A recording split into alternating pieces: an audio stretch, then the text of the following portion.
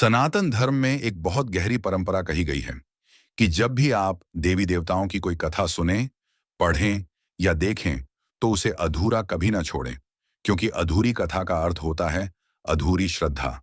और जहां श्रद्धा अधूरी हो जाती है, वहां आशीर्वाद भी अधूरा रह जाता है। इसलिए जो भी कथा सुनने आए, उसे आरंभ से अंत तक पूरा अवश्य सुना करें। यही शास्त्र की मर्यादा है, यही हमारे देवताओं का सम्मान है। अब आइए, आज हम एक ऐसी कथा की ओर बढ़ते हैं जो सनातन धर्म की सबसे रहस्यमयी और अनोखी कथाओं में से एक है। यह कथा है सृष्टि के रचयिता ब्रह्मा जी के बारे में, उस देवता के बारे में जिन्होंने इस संसार को जन्म दिया, हर जीव को रूप दिया, समय, प्रकृति और विधि को अस्तित्व दिया।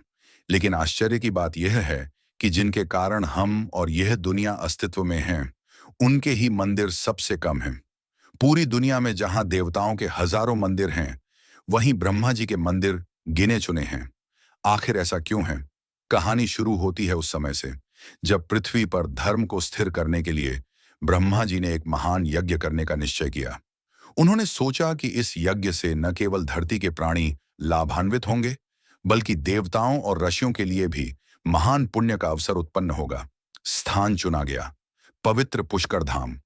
यह स्थान अपने आप में अत्यंत दिव्य था।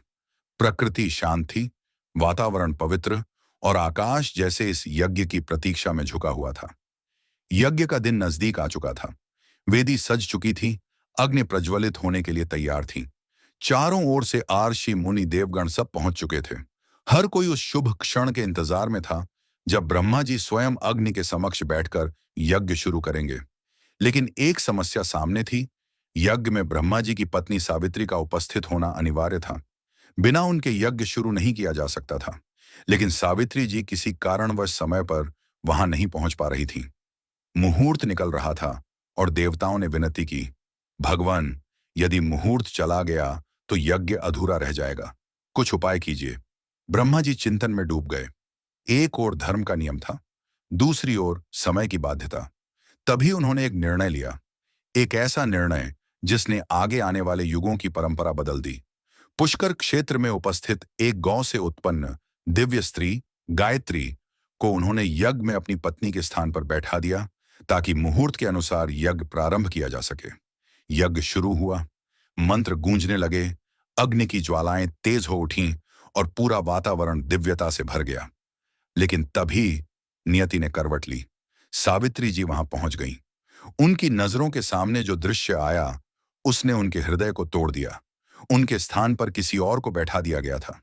क्रोध, पीड़ा और अपमान की भावना उनके भीतर ज्वालामुखी की तरह फट पड़ी। वे ब्रह्मा जी के सामने खड़ी हुईं और बोलीं, हे ब्रह्मा, आपने मेरी उपेक्षा की है। आपने यज्ञ को तो पूरा कर लिया, पर अपने विवाह धर्म का अपमान किया है। उनके शब्दों में आक्रोश भी था और दर्द भी। फिर उन्होंने वह श्राप दिया जिसने इतिहास बदल दिया। जिस प्रकार आपने आज मेरे अस्तित्व की अवहेलना की है, उसी प्रकार पृथ्वी पर आपकी पूजा भी दुर्लभ होगी। आपके मंदिर बहुत कम होंगे और लोग आपकी आराधना करने के अवसर बहुत कम पाएंगे। पूरा यज्ञ स्थल मौन हो गया। देवता स्तब्ध थे, ऋषि शांत हो गए। यह श्राप कोई साधारण श्राप नहीं था। यह आने वाली सदियों की परंपरा को प्रभावित करने वाला श्राप था। लेकिन सावित्री जी ने एक बात और कही।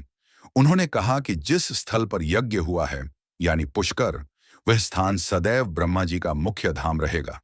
वहां उनकी पूजा होगी, वहां उनका मंदिर होगा और दुनिया उन्हें वहीं जाकर सबसे प्रबल रूप से स्मरण करेगी। इसी कारण आज भी पुष्कर का ब्रह्मा मंदिर सबसे प्रसिद्ध माना जाता है। समय बीतता गया, कथाएं परंपराएं बनी और परंपराएं इतिहास। धीरे धीरे लोग संरक्षण और पालन के देवता विष्णु जी की ओर अधिक आकर्षित होने लगे। विनाश और पुनर्जन्म के देवता महादेव की भक्ति और बढ़ी। लेकिन ब्रह्मा जी की पूजा स्वाभाविक रूप से सीमित होती चली गई। इसके साथ ही एक दार्शनिक तथ्य भी जुड़ा है। मनुष्य स्वभाव से पालनकर्ता की ओर झुकता है, निर्माता की ओर नहीं। निर्माता का कार्य तो सृष्टि की रचना भर है, लेकिन पालनकर्ता हर क्षण साथ खड़ा रहता है। इस कारण ब्रह्मा जी की भक्ति आम जनमानस में उतनी व्यापक नहीं हो सकी जितनी विष्णु और शिव की। सदियों के बाद यह धारणा बन गई कि ब्रह्मा जी का मंदिर सिर्फ एक ही है, जबकि वास्तविकता यह है कि भारत के कई राज्यों में छोटे छोटे मंदिर आज भी मौजूद हैं।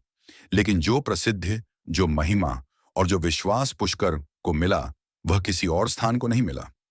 ये कथा केवल पुराणों की कहानी नहीं है, ये हमें एक गहरी सीख भी देती है कि संबंध चाहे स्वर्ग में हो या पृथ्वी पर, सम्मान उनका आधार होता है। जहां सम्मान टूटता है वहां जीवन की धारा भी प्रभावित होती है। ब्रह्मा जी का मंदिर कम होना केवल एक श्राप का परिणाम नहीं, बल्कि मानव स्वभाव, आध्यात्मिक व्यवस्था और सनातन धर्म की गहरी दार्शनिकता का मिलाजुला परिणाम है। यही इस कहानी को अद्भुत, रहस्यमयी और बेहद अर्थपूर्ण बनाता है।